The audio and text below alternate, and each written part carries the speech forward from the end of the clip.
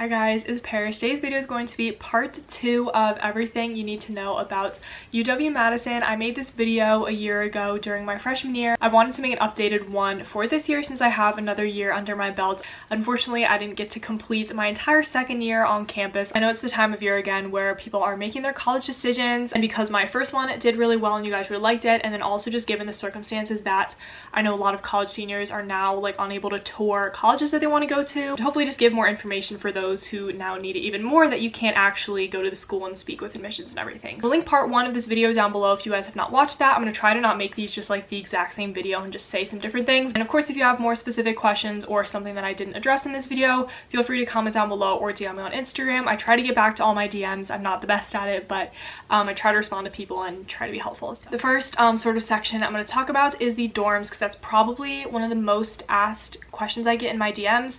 Especially, you know, from people who are out of state and don't really know about the campus. I talked about the dorms a lot in my video from last year. The dorms are basically in 2 areas: the southeast, which is where Whitty is, where I lived, and Lakeshore dorms. I lived in an old part of Whitty. Whitty is now totally renovated and brand new and super nice.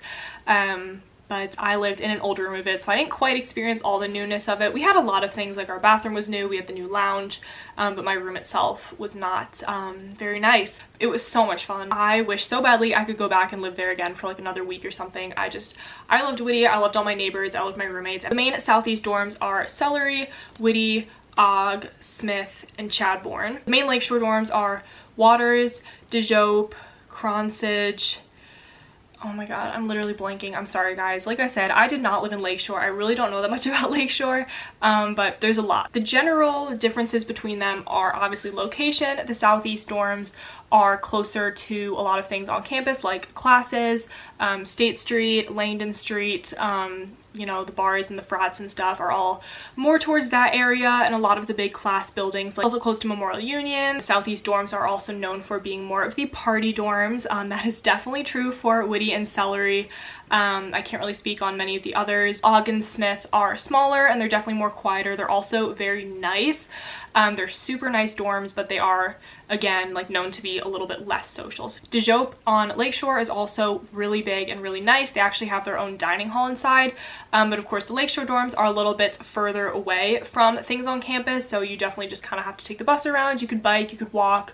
The scenery is really nice. It's really like serene and peaceful because it is on the lake. It's on Lake Mendota, but there's certainly things you are close to, like the natatorium, different class buildings in more of the STEM area. You're at the lake, obviously. There's dining halls around there. You're by the hospital and some of the medical areas. So yeah, like you're never that far from anything. It's just in general, the southeast is closer to more of like the bigger spots on campus, and also Lakeshore is known to be less social than the southeast dorms. Hopefully that just gives you a little bit of insight on the dorms. Those are the main differences between southeast and Lakeshore. The next sort of section I'm going to talk about that I didn't really talk about in my last video is like partying. UW is a big party school, so a lot of the questions I get are like, you know, what are the weekends like? What's the nightlife like? What is Greek life like? You know, what do people do on game days? People who say, you know, I'm not really into partying, like, am I gonna not like it there? Blah, blah, blah. So this again, of course, depends on where you are living. If you are living in Whitty and Celery and you don't like to party, you might not really enjoy yourself because it's gonna be loud on the weekends. It's gonna be loud all night.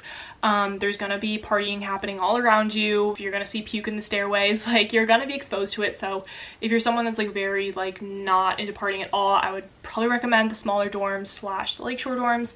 But that of course doesn't have to say that if you live in southeast, if you live in Whitty or Celery, that like you have to party all the time. I get questions a lot too about like just sort of the, I don't know, the environment, or parents who ask me about like the peer pressure. So obviously I can only speak from my experience and this doesn't go for everybody. It's definitely not peer pressure in the way that people are like, oh, you're weird if you're not drinking, if you're not partying with us, like you're lame.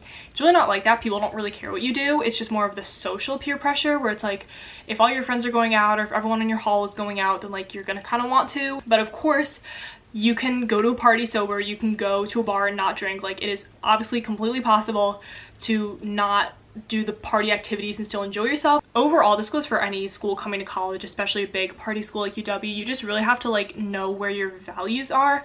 Not that it's really that deep, but you know, just know if you are wanting to party, if you don't want to party, because it's very easy to get swayed just by your environment and by the people around you. So just like know what you want, I guess, and know what you're comfortable and what you're not comfortable with. And of course, if you are partying, be safe. You just hear like a news story every weekend of something that happened to a girl or a group of people, and it's just like, it's so sad to say, but they're all preventable. Like, don't walk by yourself, don't let your friend be by herself, make your own drinks, don't let some stranger give you a drink, don't, you know, party to the point where you're incapacitated and falling over. Like, there's just so many preventative measures that need to be taken in place. Guys will literally just fall asleep in a bush and walk it off in the morning, but girls are like on lockdown. In terms of Greek life, I'm not in Greek life, so obviously I can't really speak that much on it, but I did rush. I made a video on my rush experience last year, and that had a whole bunch of ripple effects, but yeah, I personally did not enjoy my rush experience. I dropped at pref nights. That's what I get a lot of questions of, people who are like, I don't want to rush, but like my friends do, or my roommate does. My roommate was in a sorority, or she is in a sorority still, but last year when we lived together, she was in a sorority, so she was in Greek life, her boyfriend was, so I definitely had some FOMO for a while. It definitely sucked. I think now this year it's different because my roommates aren't in a sorority. They're not in Greek life either, so we do our things together. I think UW is different than some other schools in that Greek life is not really a necessity to have a social life the way it is at a lot of other places. If you don't want to rush, or you end up rushing and you don't like it, or you know, you don't end up somewhere where you like, it's fine. Like, you can still have a very vibrant social life. I mean, I did. Girls can get into any frat party you want. You're probably gonna end up meeting guys who are in frats to get you in places, or knowing girls who can get you on the list of places. You know, it's like, it's really not a necessity to be in Greek life if you don't want to be in Greek life. Now, if you are someone that wants to be in it and you're like, I'm so ready to rush, like, it's gonna be the best, then, you know, it's big too. Like, Greek life is very big if you want to be in it, and it's also not too big where you feel like you have to be in it. I can obviously answer questions about rush and stuff, but I'm not in a sorority, so I can't obviously like talk about what Greek life is really like. I also get a lot of questions, like I mentioned, of people being like, what do kids do on the weekends? So during the fall, there's game days, which are like just the most fun thing ever. People, you know, go to bars or the frats at night. House parties, if you know people that are having house parties, and during the day, you know, hang out at the Union, hang out at the lake, State Street, or honestly, once school gets going, you'll have to just spend your whole weekend doing homework. And that's also what I really liked about living in the big dorm like Whitty, was that there was just always someone to hang out with, and there's just always something going on, and always someone doing something, because you're literally in a building with like 1,000 other kids. It was just so much fun. So another question that I get asked a lot for kids who are prospective UW students is the weather. A lot of kids are like, you know, I'm coming from California, I'm coming from the South, and I'm not like, people are like, I want to go to UW, but I don't think I can handle living somewhere where it snows all the time. You know, Wisconsinites are just like, oh, you know, that's not that bad, but kids who are from California are like, you know, Canada Goose up to their neck, like shivering, and the rest of us don't even have a coat on. I'm not gonna, you know, I can't sugarcoat it. The weather is bad in Wisconsin. The weather is bad. We always joke about and say that like, if we had nice weather here, then UW would just be like the best school ever, but we have to have bad weather to, you know, keep us humble. You need a good coat, hat, and mittens. You need good snow boots too. That's what I tell people. Like, everyone thinks about a coat, but you don't really think about shoes maybe. So I love my hunter boots for like the wetness. They're not very warm unless you wear them with warm socks. And I love my L Bean boots, so those are very popular. So definitely you need good winter shoes and a really, really good winter coat. Invest in those things, and then you'll kind of be fine. Like, you're not really outside that much besides like walking to and from class or waiting for the bus. But yeah, the weather is bad, and I probably don't even think it's that bad as most of you guys would. The winters have honestly been getting not as bad, so shout out global warming for that one. Another thing that I get asked about a lot is the food on campus. I talked about this in my video last year as well, so you can go check that out. I am gluten-free. I try to be dairy-free. I'm not really as good about that, but basically I like to eat really healthy, and I have a little bit more restrictive diet than some people, and I honestly had no problem eating on campus. My dining hall was Gordon's dining hall. I would eat at the Memorial Union or just places on State Street. I honestly didn't really have a problem with it. There's gluten-free bread at all the dining halls, gluten-free pasta and like pizza offered. There's a lot of gluten-free options at the Union. And Flamingo Run, which is like a little convenience store inside of the dining hall, they had tons of gluten-free frozen meals and snacks and stuff, so I never really struggled eating.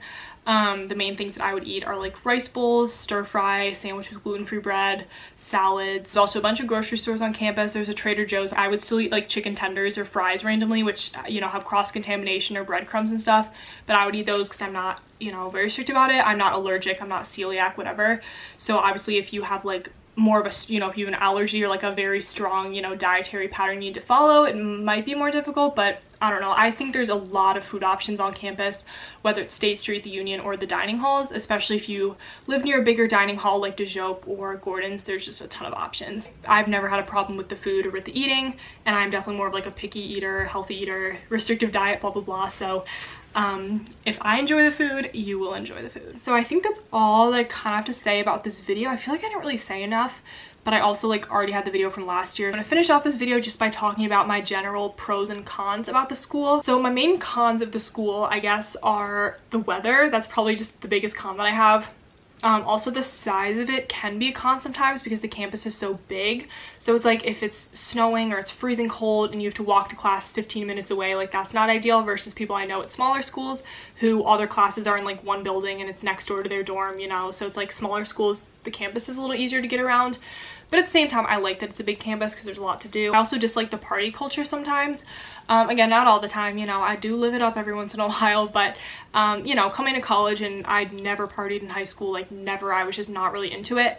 So it was definitely hard sometimes being in the big dorm surrounded by it. Like, why do we have to drink for every event? I don't know. And my final con, this is something that's like more personal and obviously not going to apply to everyone, but a con that I thought about the school initially when I came in the beginning of my freshman year was that, if you guys did not know, I live like 20 minutes from campus. Madison is basically my hometown. I've grown up here pretty much my whole life, and UW is basically high school 2.0 for my high school and the other area high schools. So I knew so many people at school. Now that I'm in an apartment and I'm not seeing everyone in the dorms and in the dining hall as much, it's different this year, but at first I was just kind of like, I never left my hometown. I know everyone here, you know, people from my high school and people from nearby high schools that I knew.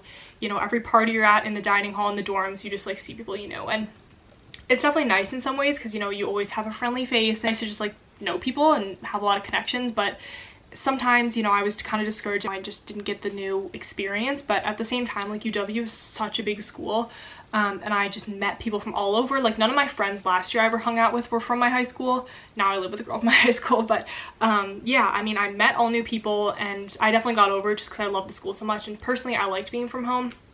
Personally, I liked being close by home. That's definitely a question I get a lot, of people being like, you know, I live nearby Madison, I don't know if I'm gonna like it or not. So I definitely disliked it at first for that reason, but you know, I came to appreciate knowing people and being nearby home. That was really important to me. And the pros of UW, my main pros are the school spirit and the camaraderie. That's probably my #1 thing that I like about UW-Madison, is like the sports are huge, the school spirit is huge. I do know a lot of people that like transferred last year and who left, and people I met from out of state who like transferred back to their state schools, but I feel like overall, like, everyone loves it there and everyone just wants to be there, and it's just so much fun. Like, I just love the community there. When I wear Wisconsin sweatshirts, like in the airport when I'm traveling places, you know, people are always like, go Badgers. I also like the campus. I think it's really beautiful. I love the lake.